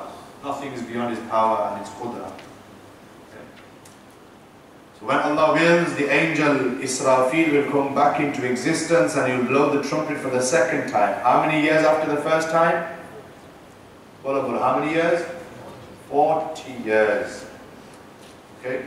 Upon hearing the blowing of the trumpet, the dead will rise from their graves and will be given their book of deeds and will be brought to the plains of resurrection. Who will be the first to leave the grave? Good. First to leave the blessed and noble grave will be Huzur Jane Jana, Tajdar Madina, Rasul Akram sallallahu alayhi wa sallam. With Sayyidina Abu Bakr as-Siddiq and Umar al-Faruq. After them will be the occupants and inhabitants of Jannatul Baqi, then Jannatul Ma'la in Makkah al-Mukarramah, then whoever Allah Almighty wills and decrees. In this order, write that down. First will be the Prophet ﷺ with Siddiq Akbar and Umar al-Faruq, then the occupants of the graves of Jannatul Baqi, where over 10,000 Sahaba Ikram are buried. So all of this, yani the day of judgment, is the fifth article of faith. Amantu billahi wa malaikatihi wa kutubihi wa rusulihi wal yawmil akhir. What we've discussed, don't think was a waste of time. The last hour, yani the signs of the last hour, minor and major, they are a part of the fifth article of faith. They are a part of the fifth article of faith. Do you understand? So it is obligatory for Muslims to believe in the last day, but Allah Almighty will take the accounts of all humans and designate each person to a place in heaven or hell. There are different names for this day. Okay? Al-Yawm al-Akhir, because it is the last day. Thereafter there will be no real concept of time, because people will live forever in Jannat or Jahannam. And the Hadith Sharif is at the bottom of the page, that death will be brought in the form of a ram that is more white than black on the day of judgment, and it will be placed in between paradise and hell. Nabi Islam said, it will be said, O people of paradise, do you know what this is? And they will extend their necks, yani hisab hoga. Those going to Jannat, Ahlul Jannati manazilahum wa Ahlul Nari manazilahum. Those going to Jannat will be going into Jannat, those going to Jahannam will have gone into Jahannam. And those in Jannat, they will extend their necks. Allah will give them this ability. And they will say, yes, na'am, hadha maut. This is death. And the people of Jahannam, they will be asked the same question. And they will say, na'am, hadha maut. Yes, this is death. And then it will be said, the ram will be ordered to be slaughtered, and it will be said that, O people of paradise, eternity, no more death. O people of Jahannam, O people of the hellfire, eternity, no more death. Yes. Therefore this day is known as Al-Yawmul Akhir. Okay. Yawmul Qiyaamat, another name for this day. This means the day of standing, because everyone will arise from their graves for question. And people will stand for the length of the day of judgment. Yawmul Hisab is another name. This translates as the day of account. And Yawmul Hashr, Yawmul Hashr, the day of gathering. And in your notes on page 6, in the brackets, it's all of the references or the verses from the Quran where these names are used in the Quran. Okay. Description of that day. The first to be raised, as we mentioned, will be the Prophet alayhi salam. Then Sayyidina Abu Bakr as-Siddiq, and Umar al-Faruq, then the inhabitants of Baqiyya and Ma'la, and whoever Allah Almighty will. Some will make their way to the plain of resurrection walking, others riding on animals, and some will be dragged on their faces, depending upon your maqam and martaba, your rank and status. Yes. People will be naked and barefooted, but they will not realize. Al-Mu'mineen said, Aisha said, Ya Rasulullah, Ya Habiballah, how will this be the case? Will people not be ashamed and embarrassed? Nabi Islam at that point said, no. People will not be ashamed and embarrassed. Why? Nafsi, nafsi, everyone will be worried about themselves. Everyone will be occupied. Anxiety. They'll be scared. They'll be anxious. The sun will be 1 mile above the heads of the people. The heat will be extreme. The intensity of the heat will be such that it will make the brains boil. Sweat will flow profusely, such that for some people their sweat will come to their ankles. Others, their sweat will come to their knees. And this is all based upon how many sins they committed. Some people, their sweat will come to their hips, others to their shoulders, and some will be drowning in their sweat from head to toe. And that's Allah. And on that day, no respite, no relief, no water.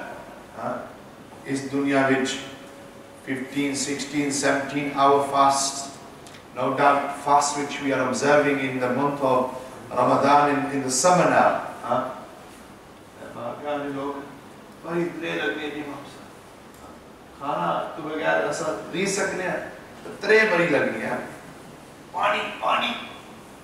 Some people you see, as soon as iftar comes, they knock back a liter of water.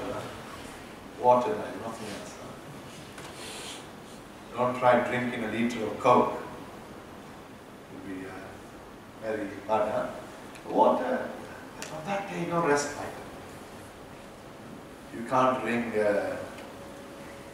Camelona. Give us a takeaway. Nothing like this. The stench of the sweat will be intensely foul. Many people will be in a state of anxiety and fear.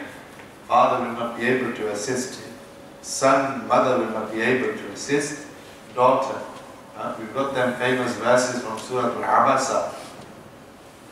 Allah Ta'ala says, towards the end of the surah, that يَوْمَ يَفِرُّ الْمَرْءُ مِنْ أَخِيهِ, the day on which a man shall fly and flee from his brother, وَأُمِّهِ وَأَبِيهِ, and his mother and his father, وَصَاحِبَتِهِ وَبَنِيهِ, and his spouse and his children, لِكُلِّ امْرِئٍ مِّنْهُمْ يَوْمَئِذٍ شَأْنٌ يُغْنِيهِ, every man on that day shall be occupied with himself. وُجُوهٌ يَوْمَئِذٍ مُسْفِرَةٌ. Allah says in the Quran, many faces on that day shall be bright. The faces of the awliya, anbiya, mursaleen, salihin, muttaqeen, shuhada. They'll be bright. Their faces will be illuminating like the moon on that day. ضَاحِكَةٌ مُسْتَبْشِرَةٌ. They will be laughing and they'll be joyous. Surah Al-Abasa towards the end, 80th chapter of the Quran. Then Allah turns the discussion towards those وُجُوهٌ يَوْمَئِذٍ عَلَيْهَا عَبَرًا. غَرَبًا. And there will be those who on that day, their faces shall have dust on them. تَرْهَقُهَا قَطَرًا. Darkness will cover them. أُولَٰئِكَ هُمُ الْكَفَرَةُ الْفَجَرَةُ. These are those who are disbelievers. These are those people who are wicked and oppressive in the dunya. Their face will be gloomy and will be full of darkness on that day. But there are those who will be shaded on that day under the arsh of Allah Tabaraka Ta'ala. On that day, when there is no shade except the shade that Allah will provide. ठीक है? ये Tirmidhi शरीफ की रिवायत है, किताब ज़ुहद बुखारी शरीफ में भी है. Just getting the narration for you. There are 7 types of people. How many? Bolo bolo. Help me out, I'm getting tired now. How many? 7 types of people will be spared from the intensity of the heat and will take comfort in the shade of Allah's throne, as it has been explained by Rasul Akram sallallahu alayhi wa alihi wa sallam. Nabi Islam told us 7 types of people. Number 1, Imamun Adilun. Imamun Adilun. I remember when we were going through this narration in Jami al-Karam, Ustad Hafiz Bulsa, they looked up at me and they said, "You'll be okay on that day, won't you?" I have it your du'as, Ustad. Remember, Imamat is of 2 types, write this down. Imamat is of, you ask, why do you call yourself Imam? Are you like Imam Abu Hanifa? No. Imamat is of 2 types. Imamat-e-Kubra and Imamat-e-Sughra. Imamat-e-Kubra refers to the Sultan, the Caliph, or the Imams of Fiqh like Imam Abu Hanifa, Imam Azam, or इसी तरीके से Imam Malik or Imam Ahmad bin Hanbal and others like this. They are referred to as, or within the category of Imamat-e-Kubra. Then Imamat-e-Sughra is the Imam of the local masjid. लनियत करने ना पीछे इस इमाम से वो भी इमाम ही है बेचारा. If we have this title, it's not because we are worthy of it. But understand there are 2 types of imam.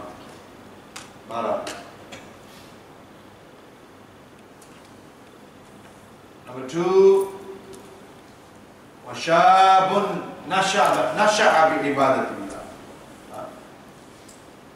That young Muslim who began to worship Allah in his youth. This is why I always say, youngsters, don't waste your Javani. Don't waste your youth. Number 3, a man whose heart is attached to the masjid. He will be shaded under Allah's arsh on that day. Number 4, 2 men, brothers or 2 sisters who love one another for the sake of Allah. Not because of the dunya, not because of any lalaj, not because of any ulterior motives, but just for the sake of Allah. And you should tell one another that you love them. Get into this habit. Ajkal we think is next man said to me, loves me. You think, oh, no. And the Prophet ﷺ said, when 2 brothers love one another, one should say to the other that I love you for the sake of Allah. This is mine. This is mine. Number 6, a man who is called to a woman who possesses beauty or status, but he replies and says, Inni akhafullah, I fear Allah. And vice versa as well. A woman who is called by a man who possesses beauty or status, but she refuses. And number 7, I think should do this one at Makkah Masjid as well. Huh? A man who gives sadaqah secretly to such an extent that his left hand does not know what the right hand is given. I don't know if it happens here at Hosia, but we have about 5 to 6 minutes of ilanat on Jummah Day. Huh? Yes, it happens here as well. Oh. I thought you guys were advanced.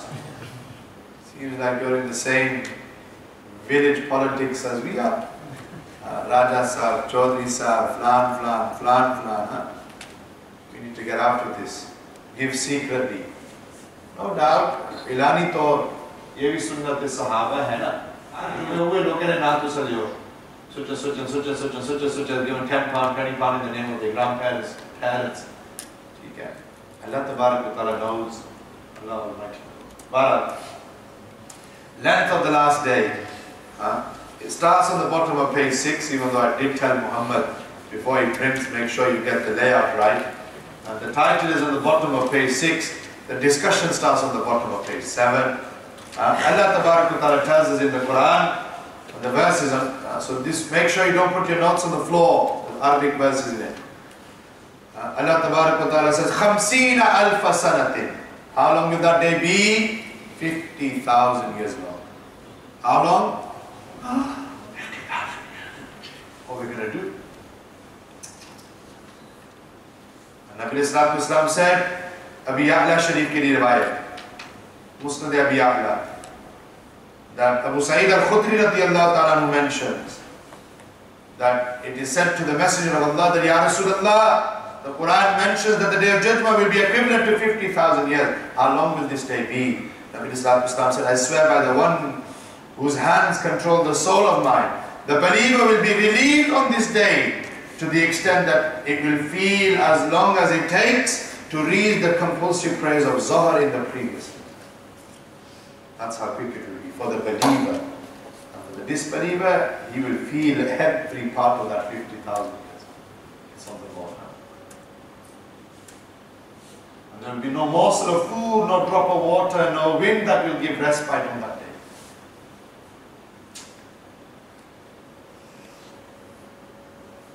Okay. Anyway, there are two types of shafa'at. Shafa'at-i-kubra is one of them.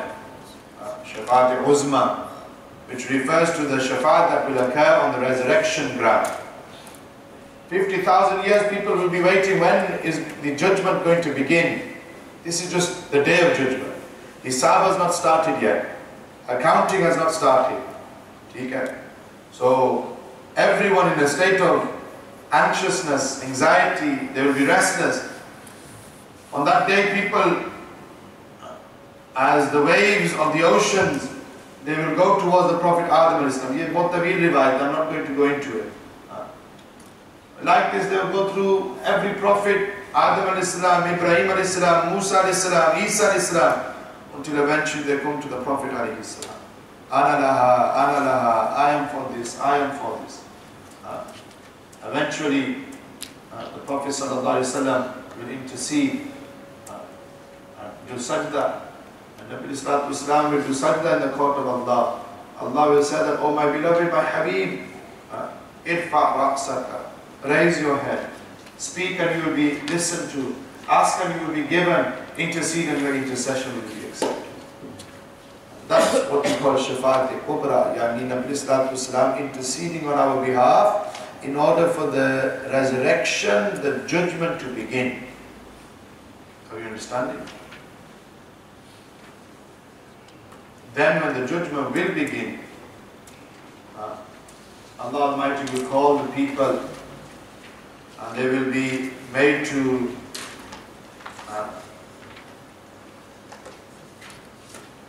they will be held to account what they did and what they said. فَمَنْ يَعْمَلْ مِثْقَالَ ذَرَّةٍ خَيْرًا يَرَهُ وَمَنْ يَعْمَلْ مِثْقَالَ ذَرَّةٍ شَرًّا يَرَهُ. Allah Tabarak wa Ta'ala says in the verse in Surah Ali Imran, verse 185, and on that day, accounting will be in such a way, وَإِنَّمَا تُوَفَّوْنَ أُجُورَكُمْ يَوْمَ الْقِيَامَةِ فَمَنْ زُحْزِحَ عَنِ النَّارِ وَأُدْخِلَ الْجَنَّةَ فَقَدْ فَازَ وَمَا الْحَيَاةُ الدُّنْيَا إِلَّا مَتَاعُ الْغُرُورِ.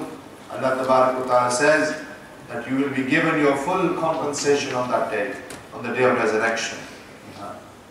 The scales of justice for the day of resurrection will be placed, and no soul will be treated unjustly.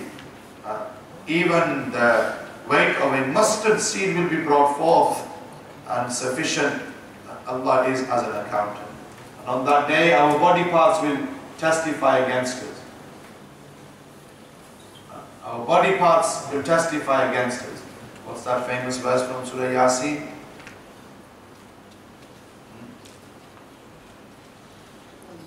Al-Akhillu Yo'ani. Allah Ta'ala says in that Surah Yasin Sharif. A lot of the description regarding the last day is mentioned in Surah Yasin Sharif. Allah Ta'ala talks about how فَالْيَوْمَ لَا تُظْلَمُ نَفْسٌ شَيْءٌ وَلَا تُجْزَوْنَ إِلَّا مَا كُنْتُمْ تَعْمَلُونَ. And further on Allah Ta'ala says الْيَوْمَ نَخْتِمُ. That was it. You can tell I'm drained now. الْيَوْمَ نَخْتِمُ عَلَىٰ أَفْوَاهِهِمْ وَتُكَلِّمُنَا أَيْدِيهِمْ وَتَشْهَدُ أَرْجُلُهُمْ بِمَا كَانُوا يَكْسِبُونَ.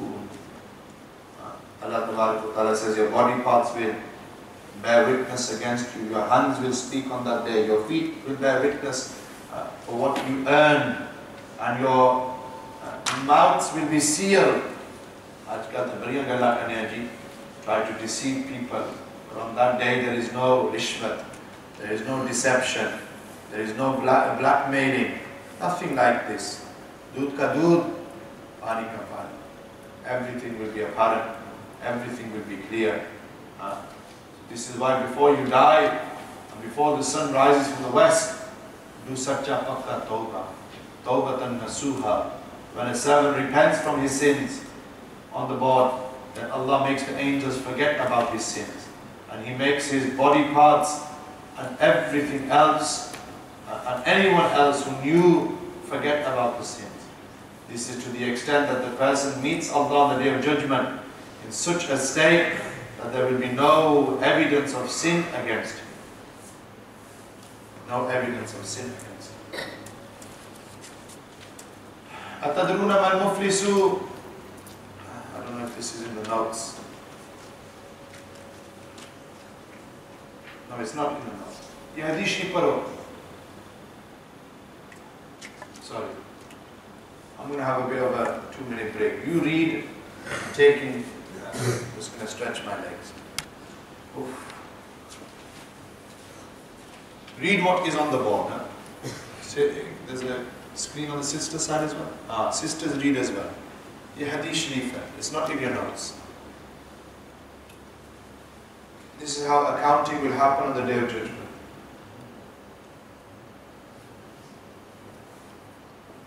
أَتَدْرُونَ مَا الْمُفْلِسُ. Nabi Sallallahu Alaihi Wasallam asked that who is the bankrupt person?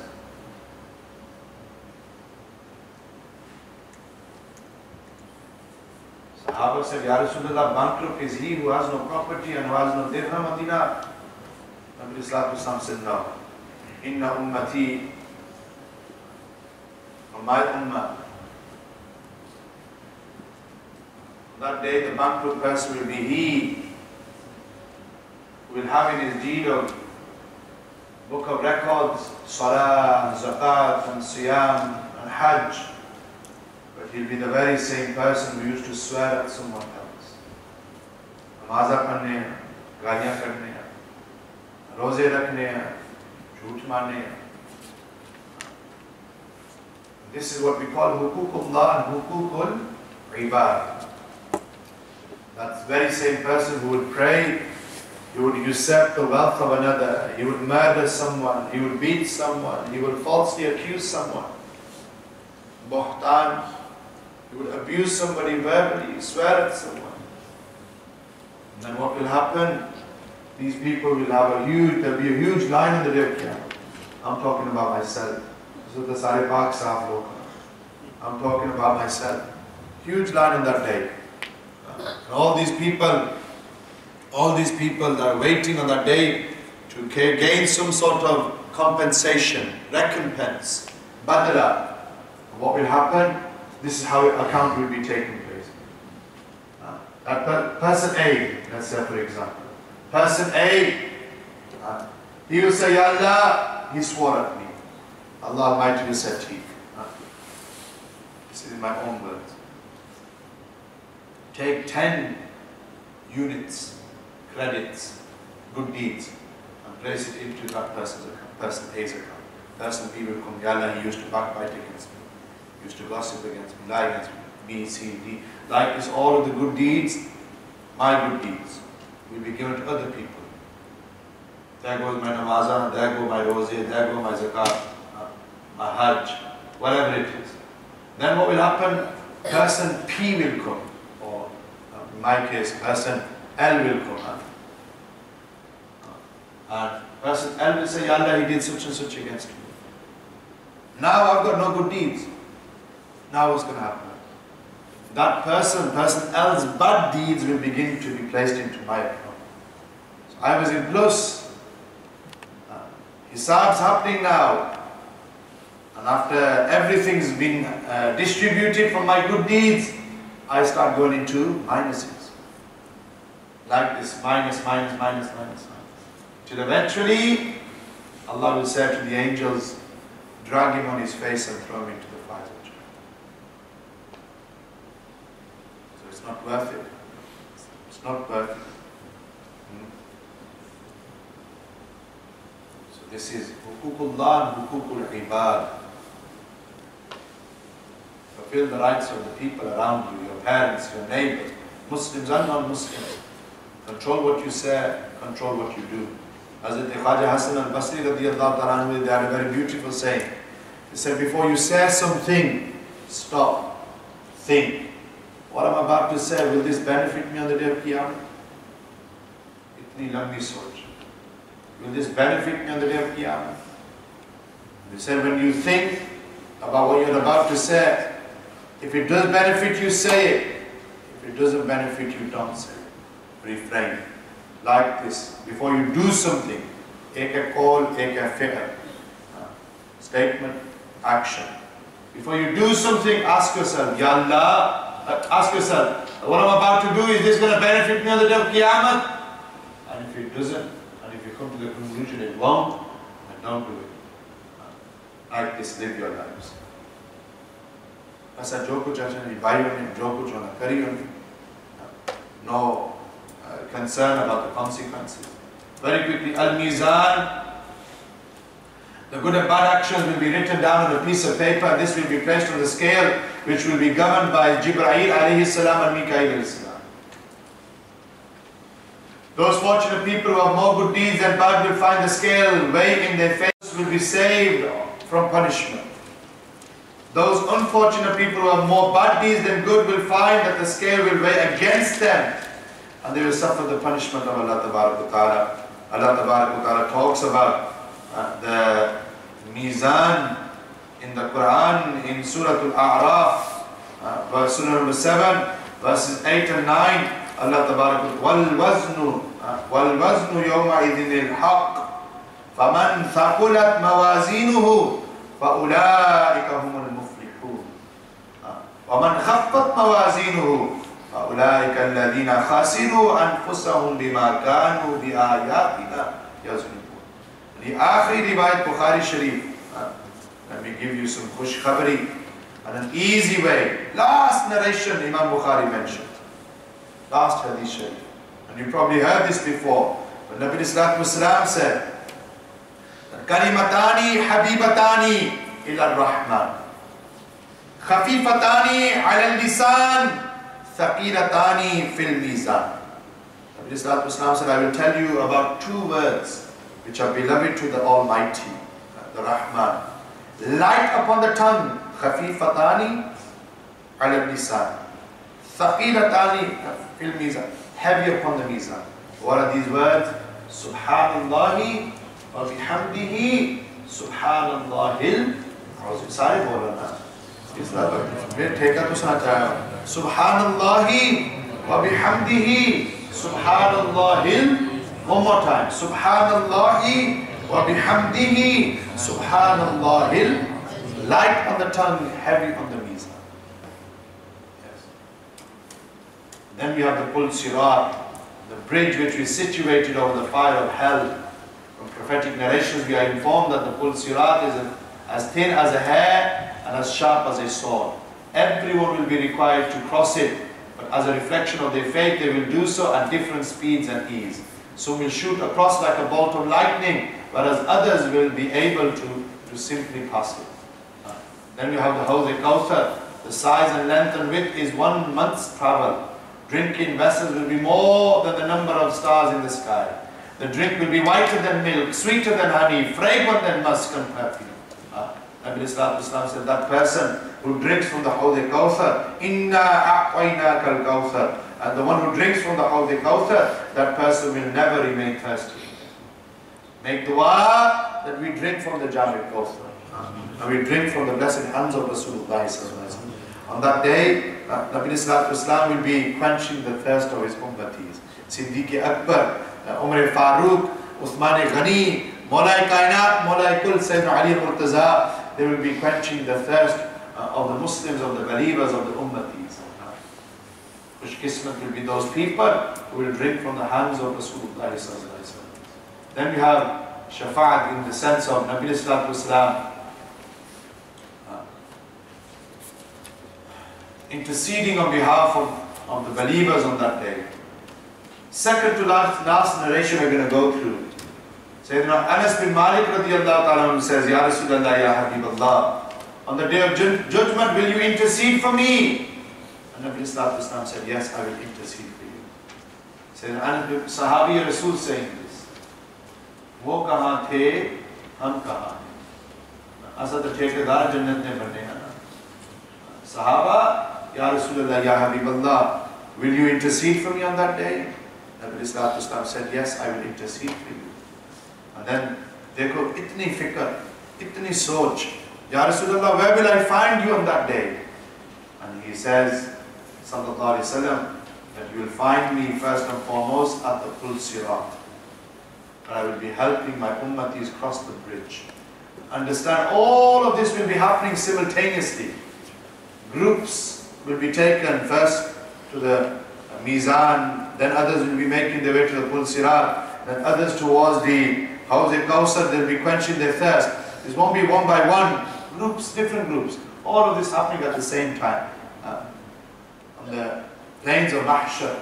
On the plains of Mahshar. And he says that if I do not find you at the Pul Sirat, Aqidah Sahaba dekho. Ye Hazir Nazir ka Aqidah hal ho gaya na. If I don't find you at the Pul Sirat, then where will I find you, Ya Rasulullah? Ishq wala jumla sawal. Nabi Islam said, you will find me near the Mizan. And then Sayyidina Anas bin Malik says, Ya Rasulullah, what if I do not find you near the Mizan, the scale of Mizan? That's when Nabi Islam said, you will find me near the Hawz-e-Kawthar, the fountain. I will be present at any one of these 3 places. This narration is in your notes as well, on page 11, that I've just been through. Aakhri baat fir gal sametne ya, aur dua mangne inshallah. Hadith Sharif, Tirmizi Sharif. After all that which we mentioned, and I'll try my best to be as enlightening and as engaging as possible despite the climate and circumstances, understand this. Mashhur riwayat, Nabi Islam Sahabi came to him and asked that Mata Qiyaamus Sa'ati, Ya Rasulullah, Ya Habiballah, tell me, when will the last hour be? Aina sa'ilu an Qiyaamus Sa'ati. Nabi Islam said, never mind when the hour will be, what have you done to prepare for it? And he says, Ma a'datta laha. Ya Rasulullah, Ya Habiballah, I haven't got much. I haven't prepared much. Qadiyat Rahmatullah alayhi was nakar of this riwayat as well. But he says, Ya Rasulullah, Ma a'datta laha kabira salatin wala sawmin illa anni uhibbu Allah wa Rasulah. He says, Ya Rasulullah, I don't have much. I have not prepared much. I have not prepared much. I don't have much salah, I don't have much siyam, but I know this much, that I love Allah and His Rasul sallallahu alaihi wasallam. I love Allah and His bolo bolo. I love Allah and His Rasul sallallahu alaihi wasallam. That's when Nabi sallallahu alaihi wasallam said, Al-mar'u ma'a man ahabba wa anta ma'a man ahbabta. That a man will be with who he loves on the day of judgment. A man will be with who he loves on the day of judgment. Sayyidina Anas bin Malik said, فَمَا رَأَيْتُ فَرِحَ الْمُسْلِمُونَ بَعْدَ الْإِسْلَامِ فَرَحَهُمْ بِهَذَا. Because the Sahaba were not happier than on this day, than any other day after they had accepted Islam. This was the happiest day of the Sahaba's life. When they heard, when Nabi Sallallahu Alaihi Wasallam said that you will be with the one who you love on the day of Qiyaamat. Al-mar'u ma'a man ahabba. Make dua that we are resurrected inshallah with the Prophet Alaihi Salam on the day of Qiyaamat. Man ahabbani kana ma'i fil jannati. This Muhabbati Rasul will take us into the gardens of Jannatul Firdaus. Drown yourselves in the ishq and ghulami of Rasul Akram sallallahu alaihi wasallam. Fana ho jao. Become fana in the ishq and ghulami of Rasulullah sallallahu alaihi wa alihi wasallam. Wa ma alayna illa al-balagh. Allahumma salli.